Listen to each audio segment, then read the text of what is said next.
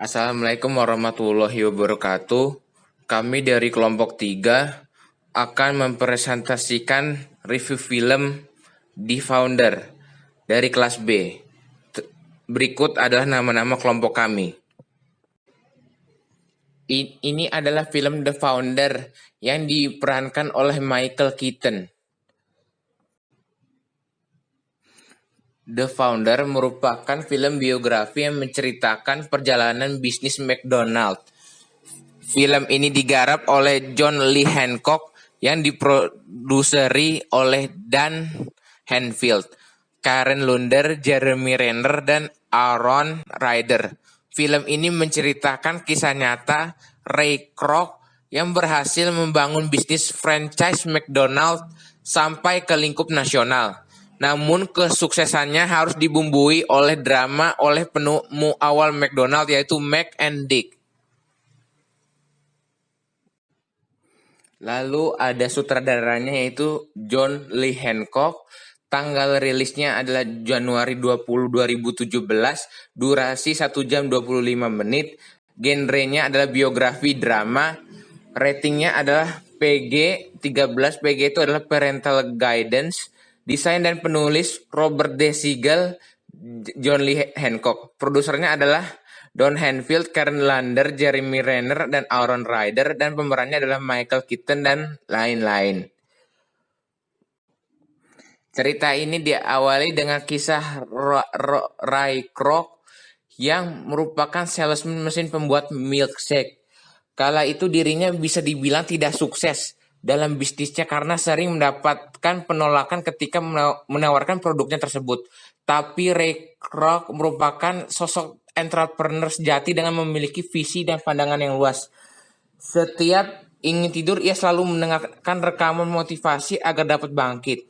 Tapi bukan Kroc namanya bila ia patah semangat. Kroc adalah pekerja yang gigih. Ia adalah seseorang yang berpikiran revolusioner. Kemampuan bicaranya yang sangat cakap dan kebiasaan menarik yang dimilikinya, yaitu ketika sebelum Kroc tidur, ia selalu memutar dan mendengarkan piringan hitam yang berisi audio kata-kata motivasi. Hingga pada suatu hari, Kroc mendapatkan pesanan yang mengharuskannya untuk mengantarkan 6 buah mesin pembuat milkshake ke sebuah restoran di daerah San Bernardino. Dari sinilah takdir mempertemukan Kroc dengan Dick dan McDonald, dua bersaudara pemilik restoran yang nantinya akan berkembang menjadi restoran cepat saji terbesar di dunia, yaitu McDonald's. Sesampainya di restoran tersebut, Kroc melihat ramai sekali orang yang datang dan membeli makanan di McDonald's. Dan Kroc pun memutuskan untuk mencoba membeli makanan di restoran itu. Dari proses membeli itulah Kroc pun menemukan sesuatu yang tidak biasa pada McDonald's. McDonald's dipikir hanyalah sebuah restoran biasa yang menjual makanan seperti burger, kentang goreng, dan soft drink pada umumnya. Tapi yang membuat McDonald's berbeda dari restoran adalah segi pelayanan dan penyajiannya. Akhirnya bertemulah Kroc dengan pemilik McDonald. Saat itu Mac and Dick mereka menceritakan bahwa sistem dapur mereka atur sendiri untuk mendapatkan efisiensi dalam proses produksi dan hasilnya memuaskan. Kemudian Kroc pun mengajak Mac and Dick untuk mengembangkan franchise atau waralaba McDonald. Namun si Mac and Dick punya pikiran sempit, menolak itu dengan alasan kualitas kontrol yang tidak terjamin.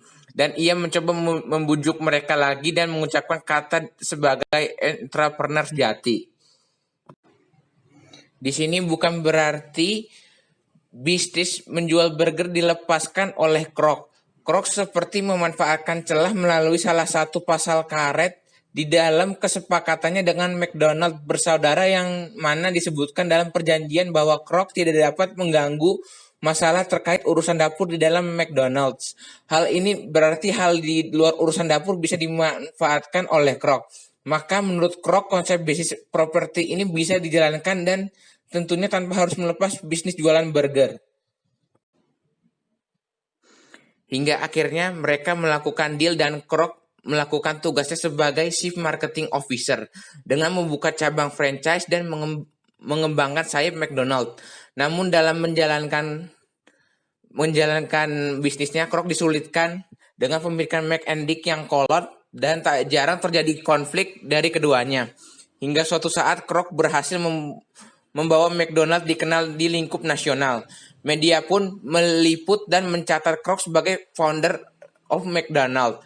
Mereka meminta klarifikasi dan Kroc mengatakan, "Saya yang mengembangkan bisnis ini, sementara kalian hanya mengembangkan satu toko saja," kepada McNdick.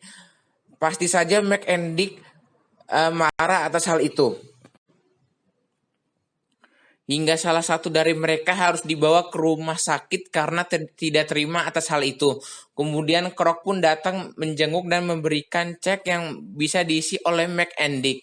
Dari itu, Kroc berhasil memberi McDonald sekitar 2,7 miliar. Karena berhasil membeli McDonald, Kroc pun berhak atas semua aset McDonald termasuk nama McNdick. Akhirnya dilarang menggunakan nama McDonald di tokonya dan mereka tidak menyadari serta hidup dalam penyesalan karena McDonald terus berkembang di bawah pimpinan Kroc. Dalam film The Founder, tokoh antagonis dan protagonis sulit dibedakan. Apakah Kroc penjahat ataukah ia memang di jalan yang benar? Dan Mac dan Dick harus dikasihani atau memang itu kesalahan mereka yang harus diterima? Hal ini membuat banyak persepsi di kalangan penonton. Dalam film ini ditekankan bagaimana seseorang harus mempunyai pemikiran dan visi yang luas dalam berbisnis. Kalau tidak, mereka akan dihancurkan oleh sosok yang mempunyai visi yang lebih besar, seperti Kroc. Pertumbuhan bisnis waralaba di Indonesia kian menjamur. Bahkan beberapa bisnis waralaba Indonesia mampu merambah ke pasar mancanegara. Untuk mendukung bisnis waralaba, pemerintah mengeluarkan Peraturan Menteri Perdagangan Nomor 71 Tahun 2019 tentang penyelenggaraan waralaba.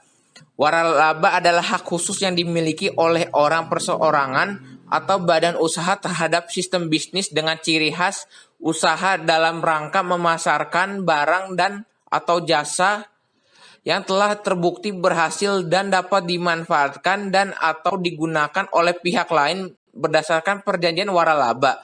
Dalam Permendak waralaba terdapat 4 pembaharuan yang wajib pelaku usaha ketahui.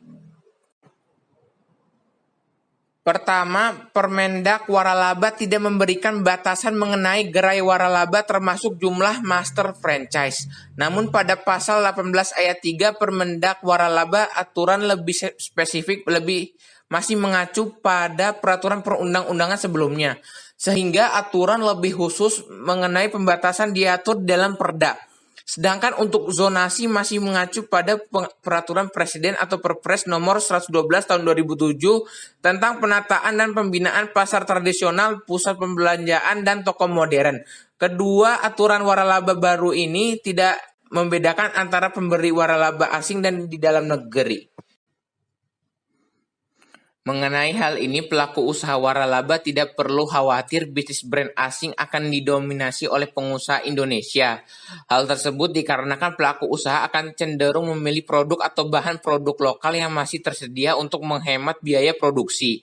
Hal ini akan membuka keran pekerja dan meningkatkan pendapatan masyarakat. Ketiga, mengenai tingkat komponen dalam negeri atau TKDN juga tidak dibatasi secara kaku sebagaimana diatur di dalam Permendak sebelumnya yaitu 80%. Namun Permendak ini tetap mendorong penyelenggara waralaba dan pemberi waralaba untuk tetap mengutamakan pengolahan bahan baku di dalam negeri sesuai dengan pasal 19 Permendak ini. Keempat, adanya kewajiban surat tanda pendaftaran waralaba sebagai pemberi waralaba, pemberi waralaba lanjutan, penerima waralaba, dan penerima waralaba lanjutan. Pengajuan ini dilakukan melalui lembaga online atau single submission atau yang lebih dikenal dengan OSS. Apabila tidak mendaftarkan STPW, maka pelaku usaha waralaba akan dikenai sanksi administratif dan atau pencabutan izin usaha sebagaimana yang diatur dalam pasal 29, 30, dan 31 dalam Permendak ini.